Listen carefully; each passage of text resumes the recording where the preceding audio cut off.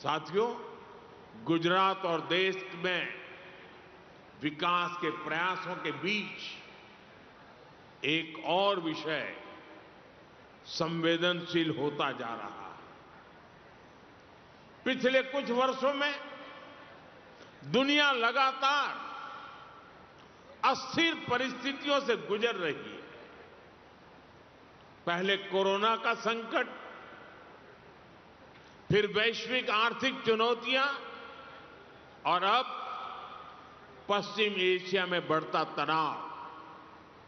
इन सारी परिस्थितियों का असर लगातार पूरी दुनिया पर पड़ रहा है और भारत भी इससे अछूता नहीं है।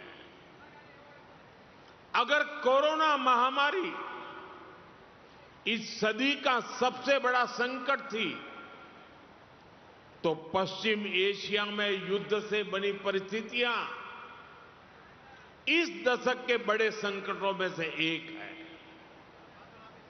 जब हमने मिलकर कोरोना का मुकाबला कर लिया, तो इस संकट से भी अवश्य पार पा जाएंगे। सरकार भी लगातार ये प्रयास कर रही है कि देश के लोगों, देश के सामान्य नागरिक पर इन सारी विपरीत परिस्थितियों का कम से कम असर हो। लेकिन ऐसे समय में देश को जन भागीदारी की शक्ति की बहुत बड़ी आवश्यकता है। हमें भारत के नागरिक के तौर पर अपने कर्तव्य को प्राथमिकता देनी होगी। इससे पहले के दशकों में भी जब जब देश युद्ध या किसी और अन्य बड़े संकट से गुजरा है, सरकार की अपील और उस अपील पर हर नागरिक ने ऐसे ही अपना दायित्व निभाया है। आज भी जरूरत है कि हम सब मिलकर अपना दायित्व निभाएं। देश के संसाधनों पर पड़ने वाले बोझ को कम करें। आप भी जानते हैं कि भारत कितने ही उत्पादों को मंगाने के लिए लाखों करोड़ रुपए की विदेशी मुद्रा खर्च करता है। इसी समय विदेश से आने वाले उत्पादों की कीमतें भी आसमान छू रही है और सप्लाई चेन भी पूरी तरह तहस नहस हो चुकी है। और इसलिए देश पर यह दोहरा संकट है। जैसे बूंद बूंद से घड़ा भरता है, वैसे ही हमें हर छोटे बड़े प्रयास से ऐसे उत्पादों का उपयोग कम करना है जो विदेश से आते हैं, और ऐसे व्यक्तिगत कामों से भी बचना है जिसमें विदेशी मुद्रा खर्च होती हो। साथियों, भारत के इंपोर्ट का बहुत बड़ा हिस्सा क्रूड ऑयल है और दुर्भाग्य से जिस क्षेत्र से दुनिया के बड़े हिस्से को तेल मिलता है, आज वही क्षेत्र संघर्ष और युद्ध की स्थिति में उलझा हुआ है। और इसलिए जब तक हालात सामान्य नहीं होते, हम सबको मिलकर छोटे छोटे संकल्प लेने होंगे। मैंने कल कर्नाटका और तेलंगाना में भी इस बारे में चर्चा की है। मैं आज गुजरात में भी अपने आग्रहों पर फिर से जोर दे रहा हूं, और आप पर तो मेरा ज्यादा हक है, इसलिए जरा हक से कहने वाला हूं।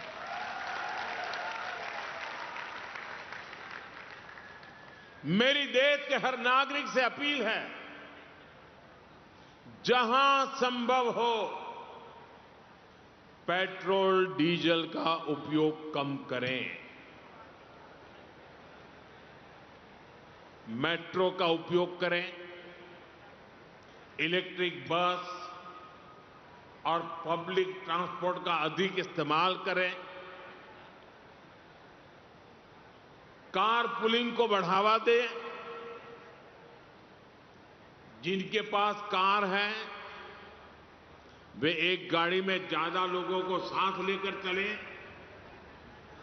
जिनके पास ईवी है वे भी दूसरों की मदद के लिए आगे आएं। साथियों, डिजिटल टेक्नोलॉजी ने अब इतना कुछ आसान बना दिया है। टेक्नोलॉजी की मदद भी हमारे लिए बहुत फायदेमंद होगी।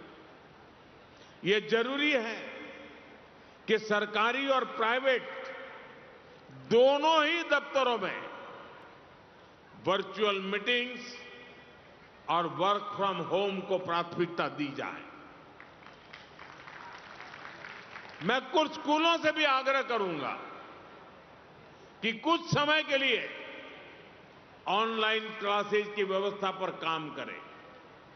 साथियों, सिर्फ ईंधन ही नहीं, खाने के तेल पर भी देश की बड़ी विदेशी मुद्रा खर्च होती है। अगर हम थोड़ा संयम बरतें, तेल की खपत कम करें, खाने के तेल की, तो इससे देश और हमारी सेहत दोनों को लाभ होगा। और सूरत वालों को मैं खास कहता हूं,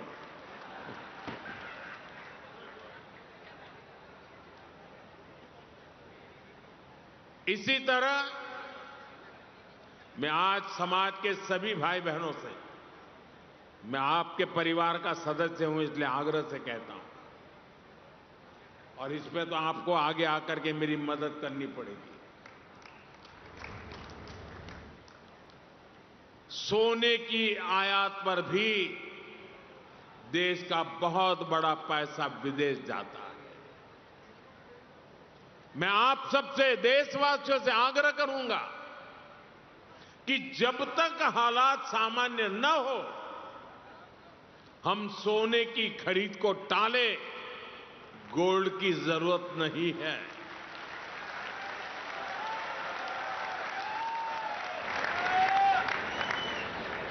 साथियों, आज समय की मांग है कि हम वोकल फॉर लोकल को एक जन आंदोलन बनाएं।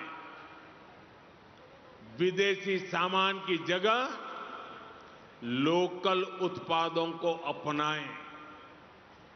अपने गांव, अपने शहर, अपने देश के उद्यमियों को हम ताकत दें। यहां लोग बैठे हैं, बहुत अच्छी चीजें बनाते हैं, श्रेष्ठ चीजों का उत्पादन करते हैं। साथियों, हमारे में से ज्यादातर खेती के कारोबार की दुनिया से पैदा होकर के यहां आए हैं। खेती में स्वदेशी खाद को बढ़ावा मिले, नेचुरल फार्मिंग को बढ़ावा मिले, डीजल पंप की जगह सोलर पंप्स का उपयोग बढ़े। और हम तो किसान के बेटे हैं, किसान की बेटियां हैं। हमें अपना खेत सबसे पहले बचाना है, हमें अपनी धरती मां को बचाना है। हमें केमिकल फर्टिलाइजरों से अपनी धरती मां को मारना नहीं चाहिए। हमारे खेत को बचाना है, हमारी धरती मां को बचाना है। और इसलिए मैं आप सबसे आग्रह करूंगा कि आप अपने गांव में हर किसान भाई बहन को केमिकल फर्टिलाइजर से मुक्ति का रास्ता बताइए, नेचुरल फार्मिंग की तरफ ले जाइए। साथियों, एक और भी अहम विषय और वो भी आप में से बहुतों को लागू होता है, बुरा मत मानना, फैशन हो गई है। जैसे ही वैकेशन हुआ, बच्चों के हाथ में विदेश की टिकट पकड़ा देते हैं, विदेश में जाके वैकेशन कर रहे हैं।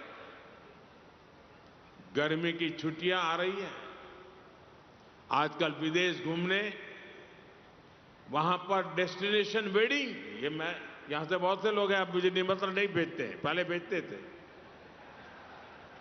क्योंकि विदेश में ही शादी करते थे, अब बंद कर रहे हैं। ये विदेश में वेडिंग, इनका फैशन खूब बढ़ रहा है, और लेकिन इस पर भी बहुत विदेशी मुद्रा खर्च होती है। साथियों, आप सोचिए, क्या भारत में ऐसी जगह नहीं है जो हम अपनी वैकेशन वहां मनाएं, हमारे बच्चों को हमारा इतिहास पढ़ाएं,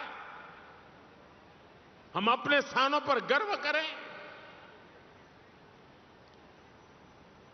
और जरूरी है कि भारत में ही अपनी वैकेशन मनाएं। और वेडिंग के लिए भी मैं नहीं मानता हूं कि भारत से अधिक कोई अच्छी पवित्र जगह हो सकती है हमारे लिए।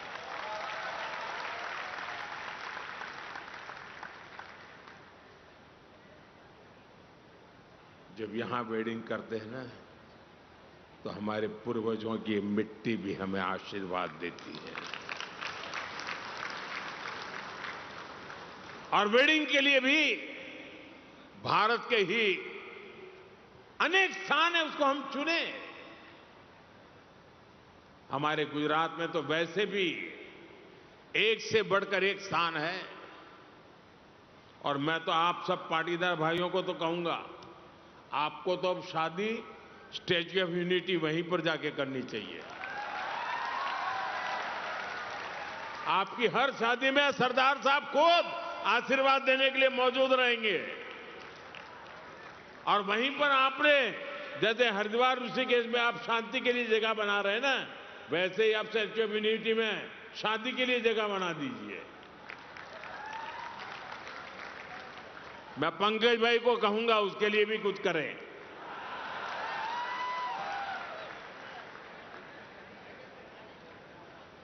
जैसे हाल के वर्षों में सरदार साहब के स्टैच्यू ऑफ यूनिटी, हमारा एकता नगर पर्यटन का इतना बड़ा केंद्र बनकर उभरा है कि हम ये तय कर सकते हैं, हम ज्यादा से ज्यादा लोगों को स्टैच्यू ऑफ यूनिटी पर लेकर के जाएं। विदेशों में हमारे बहुत लोग रहते हैं, मैं उनको कहता हूं कि आपका दायित्व है कम से कम 5 विदेशी परिवारों को भारत देखने के लिए लेकर के आइए। आप देश विदेश में हमारे संपर्क का कोई भी परिवार जो स्टैच्यू ऑफ यूनिटी नहीं गया है ना, उसको वहां ले जाने के लिए प्रेरित करें। हम उसे कम से कम एक ट्रिप के लिए मोटिवेट करें। डेस्टिनेशन वेडिंग के लिए भी एकता नगर एक बहुत शानदार विकल्प हो सकता है। स्टैच्यू ऑफ यूनिटी में इतनी शानदार व्यवस्थाएं और गर्व है, दुनिया का सबसे ऊंचा स्टैच्यू, वो भी सरदार वल्लभ भाई पटेल का।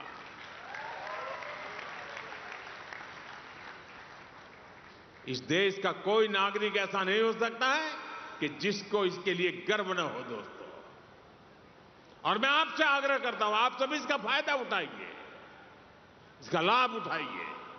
साथियों, ये मैंने छोटे छोटे प्रयास आपको, कोई मुश्किल काम नहीं बताया आपको,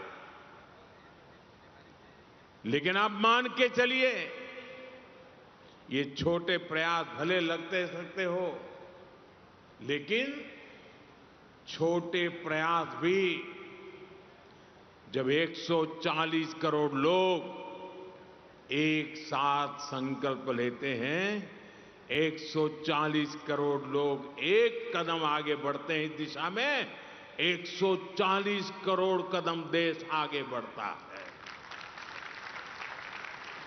तो वही छोटे प्रयास राष्ट्र की सबसे बड़ी ताकत बन जाते हैं।